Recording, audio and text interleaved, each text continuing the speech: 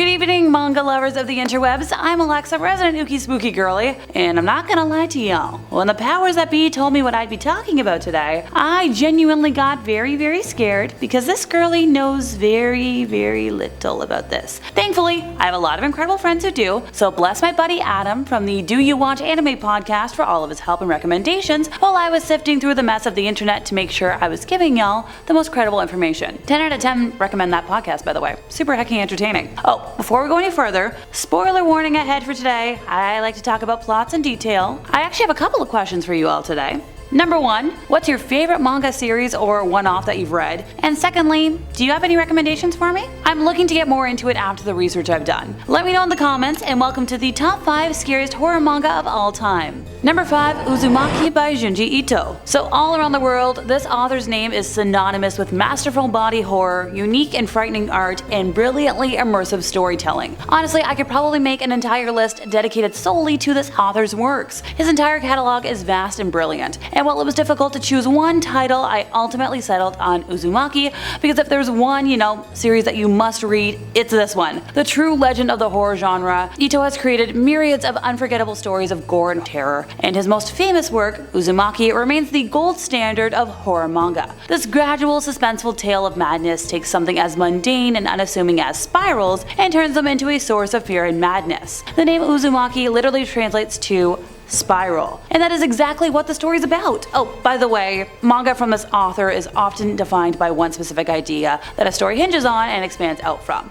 Uzumaki is a haunting, paranoia-induced dive into insanity, exemplifying the genius of its creator brilliantly. It tells us the story of a normal town girl named Kairi, who lives a basic and mundane life. One day she witnesses her boyfriend's father staring at the shell of a snail. She gets worried and tells her boyfriend, who is already worried about his father because of his strange behavior recently. Now the boyfriend tells her that they should leave the town as strange things are happening, but our girl doesn't think much of it. After a few days, the boyfriend's father passes away, and a myth is produced that whoever is obsessed with any spiral figure either dies or disappears. So is our girl gonna be able to escape this mythic curse, or is she gonna fall prey to it? What makes this whole thing so special is not just its story, it's the art and the creativity behind it. The author's imagination is incredible and disturbing. The dark tale reminds its readers of the positives and negatives of the love and devotion humans can feel towards their loved ones, and shows just how far one will go, even if it leads to their own demise. An intriguing aspect of it is that as you read it, a chilling atmosphere seems to envelop you,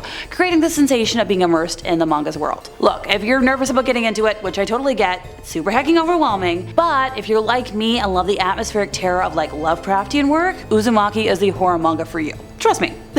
Number 4, Hideout by Masasumi Kakizaki. The first thing that stands out to anyone who picks up Hideout is the series' gorgeous yet eerily haunting art style. And while the manga's visuals are beautiful, the story it tells is grotesquely hideous. It's one of the most iconic tales about a man's journey to insanity. So to set the scene, Saichi Kirishima and his wife seek reclusion on a faraway island, attempting to get over losing their only son. They wind up hiding in a cave in the middle of the island because, big storm comes, and soon the main character's thoughts come to the surface, and soon he's going to be determined to kill off his wife before sunrise. Turns out the vacation isn't his primary motivation. Yep, death is. Just a year ago, he was a happy man, an aspiring writer, a contented husband, and the father of a young boy. And at the time, everything was going well for him, but such happiness came to an end. The day his editor put an end to their collaboration, darkness seeped into his life faster than you could say the word. A terrifying descent into hell commences, page by page, of what seems to be his last novel. So when his target escapes, his wife, something far more horrific begins to haunt our character in the island's caves. Most of the story in Hideout is told via flashbacks and gives us glimpses into this man's life before the vacation. Hideout is a great horror manga, but it's also a gloomy, depressing tale. It was serialized in Shogakukan's Seinen Manga magazine, Weekly Big Comic Spirits in 2010, with its chapters collected in a single volume. Unlike some of today's other listings, this one is definitely a little less appreciated, so go give it some more of the love that it deserves. I know I'll be tempted to pick up a copy for myself. Number 3, Monster by Naoki Urasawa. Is this possibly the most well-known entry into today's list? Let me know what you think in the comments. Well, other than number 5. So Monster is Naoki Urasawa's most thought-provoking and fascinating work that forces its readers to take a hard look at themselves and the world they live in. It was published by Shogakukan in their seinen manga magazine, big comic original between December of 1994 and December of 2001, with its chapters collected in 18 volumes. This thought-provoking dark psychological horror manga tells the dark tale of a surgeon named Kenzo and his former patient Johann. Now, Dr. Kenzo Tenma is working at Eisler Memorial Hospital in Dusseldorf, West Germany. Tenma is dissatisfied with the political bias of the hospital in treating patients and seizes the chance to change things after a massacre brings fraternal twins Johann and Anna Liebert into the hospital. Johann has a head wound, and Anna mutters about killing, so Tenma operates on Johann instead of the mayor, who arrived later. Now, Johann is saved, but the mayor passes away and Tenma loses his social standing. Director Heinemann and the other doctors in Tenma's way are mysteriously killed, and both young people disappear from the hospital. The police suspect Tenma, but they have no evidence and can only question him. So 9 years later, our doctor becomes chief of surgery, and after saving a criminal named Adolf Junkers, Junkers mutters about a monster. Now our doctor returns with a clock for Junkers, and he finds the guard in front of Junkers' room passed away and Junkers gone. Following the trail to the construction site of a half-finished building near the hospital, our doctor finds Junkers held up with, that's a weapon I can't name. Junkers warns him against coming closer and pleads with him to run away. Now the good doctor refuses, and the man holding the device is revealed to be none other than Johann Liebert. Now, despite our doctor's attempts to reason with them, Johann fires off his device at Junkers. Telling our doctor he could never kill the man who saved his life, he walks off into the night, with our doctor too shocked to stop him. Now, our doctor is suspected by the police, particularly BKA Inspector Lunge, and he tries to find more information about Johann. He soon discovers that the boy's sister is living a happy life as an adopted daughter. The only traces of her terrible past are a few nightmares. The good doctor finds Anna, who is subsequently named Nina by her foster parents on her birthday, and keeps her from Johann, but it is too late to stop him from killing her foster parents. Our doctor eventually learns the origins of this monster from the former East Germany's attempt to use a secret orphanage known as 511 Kinderheim to create perfect soldiers through psychological reprogramming, to the author of young people's books used in a eugenics experiment in the former Czechoslovakia. The doctor learns the scope of the atrocities committed by this monster and vows to fix the mistake he made by ending Johann's life. This twisty psychological manga is perfect for mystery lovers and for those readers who enjoy stories that make them question,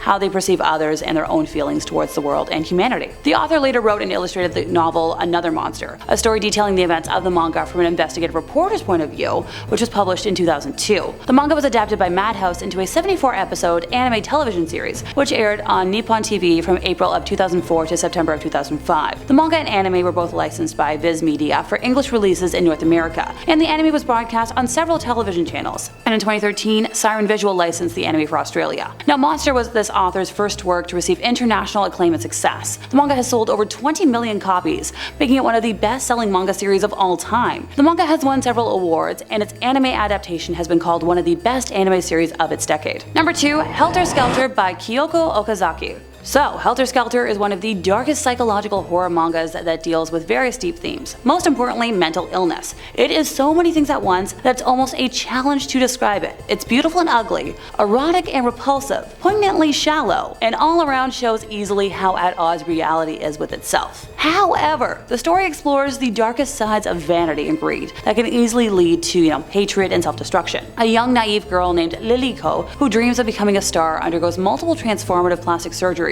while also being taken advantage of and harmed in her personal life. The story follows her struggle with PTSD and her heartbreaking story towards madness. All of the characters are flawed, selfish beings that act so much in their own self-interest that they are extremely realistic. Liliko is both utterly unlikable and yet also completely pitiable. Sometimes she's honest with herself, and sometimes she lies to herself, and this provides a well-done, unreliable narrative for the reader. The supporting cast both tries to keep her happy and also spite her when opportunity calls. It's not a particularly uplifting view of society, but it doesn't feel like it's very far off from the truth in small, powerful social spheres. The story is a twisting tale of the quest for beauty leading to ruination and that which comes after. The underlying social commentary that people will do anything for beauty and/or power and will abandon those who no longer make the cut rings true even in less opulent times and regions. The idea of experimental plastic surgeries, including very disturbing components, is both appalling and frighteningly believable. This manga explores all the gritty and disturbing practices of modeling, fashion, and idol culture. It's demanding to the point of being life-threatening. It's full of unrealistic standards, and it often drives people insane from the stress and unhealthy practices they have to constantly maintain just to try and remain relevant in the public eye. It can be an innocent hobby for some, but it can also be a dangerously shallow practice that boils an entire person's worth down to their physical appearance or acting ability, treating them in inhumane ways and,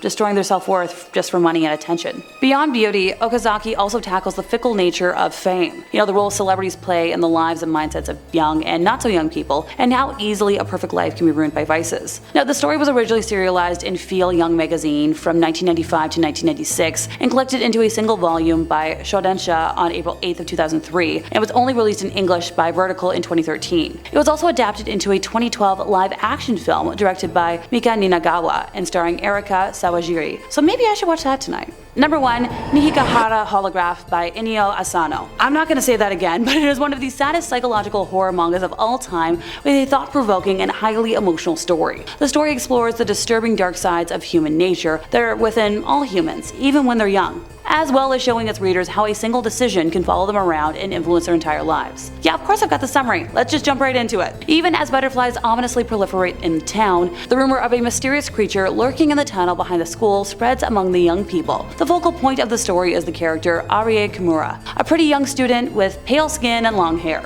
She enjoys telling her classmates a scary fairy tale in which a girl is sent by God to warn a village of a monster that will destroy them. Now, when the body of her mother is found by this tunnel's entrance, next to apparently human traces, the legend seems to be confirmed. Is the end of the world coming? In order to appease the wrath of the beast, the young people decide to offer a sacrifice. The unfortunate, lovely girl, whom they believe to be the cause of the curse, is shoved into a well that leads to the tunnel, an act that in turn pushes Komatsuzaki, the budding thug who has carried a torch for our lovely girl for a while already, entirely over the edge. But this is only the beginning of the complex, challenging, obliquely told story, which takes place in 2 separate timelines and involves Suzuki, who is contemplating taking their life, Higure, his stalkerish would-be girlfriend, and their teacher, Miss Sakaki, whose heavily bandaged face remains a mystery, and many more, brothers, sisters, parents, co-workers, teachers, aggressors, and victims, who are all inextricably linked to one another, and will all eventually, 10 years later, have to live with what they've done or suffered through. The story jumps back and forth between years and events, allowing the reader to piece together just how the non-linear events are correlated. This is one of the most beautiful and complex psychological horror manga